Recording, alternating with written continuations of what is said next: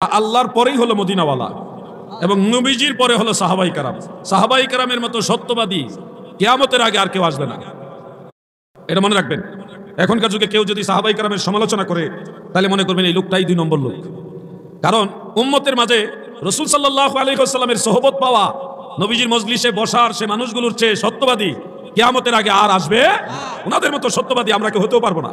এই জন্য বুঝে শুনি আল্লাহ ওনাদের সিলেকশন করেছেন।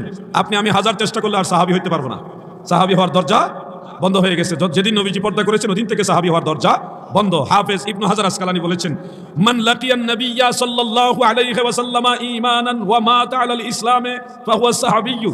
যে ব্যক্তি নবীজির সাক্ষাৎ পেয়েছে ঈমানের সাথে এবং ইসলামের উপরেই মারা গেছে তাকে বলা হয় সাহাবী। তার মানে সাহাবীদের এখন আর সাহাবী হওয়ার সুযোগ নাই, সাহাবীদের দরজা বন্ধ হয়ে গেছে, আমরা সাহাবী হতে পারবো না।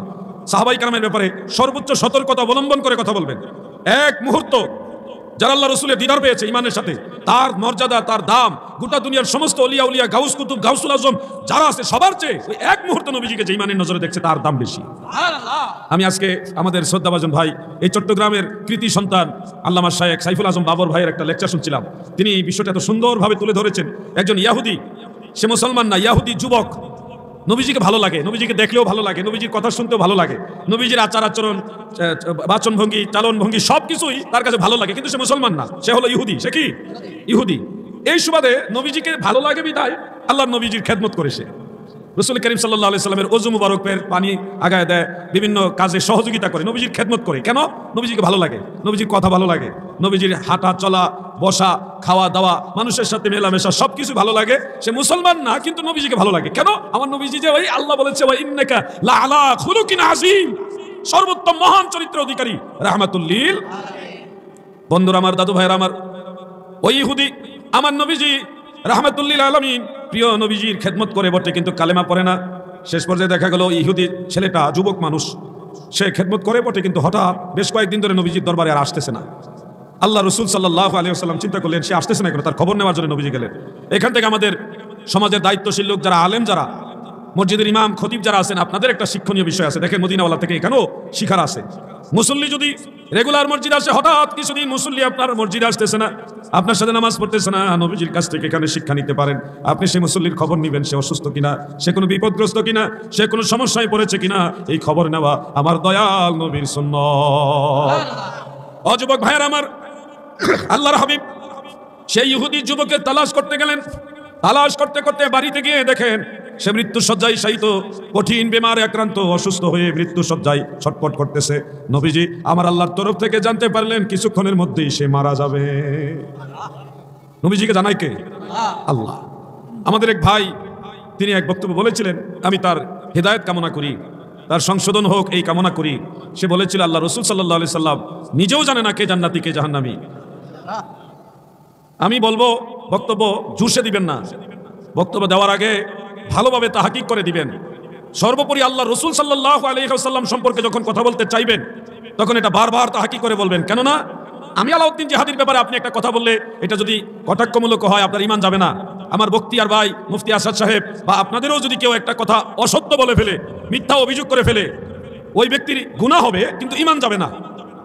আল্লাহর নবী সম্পর্কে জুসে পর্যাপ্ত গবেষণা ছাড়া হঠাৎ করে যদি নবীজির সম্মানহানি হয় এমন একটা কথা আপনি বলে ফেলেন, তখন আপনার আমও যাবে, সালাও যাবে, ঈমানও যাবে, আমলও বরবাদ হয়ে যাবে। কেননা আহলে সুন্নাত ওয়াল জামাতের সমস্ত ইমামরা বলেছেন ওয়া ইয়াকফুরু ইযা শাক্কা ফি সিদিকিন নবিয়্যি সাল্লাল্লাহু আলাইহি ওয়াসাল্লাম আও সাব্বাহু আও নাক্কাসাহু আও সাক্কারা। আল আশবাহু ওয়ান নাযাইরের মধ্যে এই আবারটা ইমাম ইবনু নুজাইম মিসরি হানাফি রাহমাতুল্লাহ আলাইহি উল্লেখ করেছেন, কেউ যদি আমার নবীজিকে গালি দেয় অথবা নবীজির সম্মানকে তনকিস করে, মানে ছোট করে, মানহানিকর কথা বলে, অথবা নবীজিকে ছোট করে, যেমন নবীজির মহান ইজ্জতকে, সম্মানকে ছোট নজরে দেখে, দুনিয়ার সব ইমামরা একমত এটা কুফরি, মানে তার ঈমান চলে যাবে, সে বেঈমান হয়ে যাবে। এই জন্য আপনি জোশের টেলায় বলে ফেললেন নবী নিজেই জানে না কে জান্নাতে কে জাহান্নামে যাবে। ও ভাই আমার, একটু গবেষণা করলে পেয়ে যাইতেন আমার নবীজি সম্পর্কে জামিউ তিরমিজির মধ্যে সহিহ সনদে একখানা হাদিস উল্লেখ করেছে, খারাজা রাসূলুল্লাহি সাল্লাল্লাহু আলাইহি ওয়াসাল্লাম মিন বাইতিহি ওয়া ফি আদানি কিতাবানে। আমার নবীজি হুজরা মুবারক থেকে বের হলেন, দুই হাতে দুইটা কিতাব মুবারক, এই দুইটা কিতাব সাহাবীদের সামনে নিয়ে এসে বলতেছেন যে তোমরা কি জানো আতাদুরুনা মা হাযানে কিতাবানে, সাহাবীরা তোমরা কি জানো এই দুইটা কি সম্পর্কিত কিতাব, এই কিতাবের মধ্যে কি রয়েছে? সাহাবারা উত্তর দিলেন ক্বালু ইয়া রাসূলুল্লাহ লা, আমরা তো জানি না গো নবী, আপনি যদি দয়া করে জানায়া দেন তাহলে আমরা জানতে পারি। নবীজি ডান হাতের কিতাবটা দেখিয়ে বলতেছে হাযা কিতাবু মির রাব্বিল আলামিন, এই কিতাবটা সারা জাহানের প্রভু আল্লাহ তাআলার পক্ষ থেকে আল্লাহ আমাকে দিয়েছেন। এই কিতাবের মধ্যে কিয়ামত পর্যন্ত যত মানুষ জান্নাতে যাবে তাদের নাম, তাদের বাবা দাদা বাপ দাদা চোদ্দ গোষ্ঠীর নাম, এমনকি তারা কোন গ্রামে বসবাস করতো ঠিকানা সহ লেখা আছে। এর মাঝে একজনের নাম কমানো হবে না, বাড়ানো হবে না। বাম হাতের কিতাব দেখায় বলতেছেন হাযা কিতাবু মির রাব্বিল আলামিন, এই কিতাবটাও সারা জাহানের প্রভু আল্লাহর তরফ থেকে আমাকে দেওয়া হয়েছে। এই কিতাবের মধ্যে রয়েছে ফিহি আসমাউ, এই কিতাবের নাম রয়েছে কাদের নাম?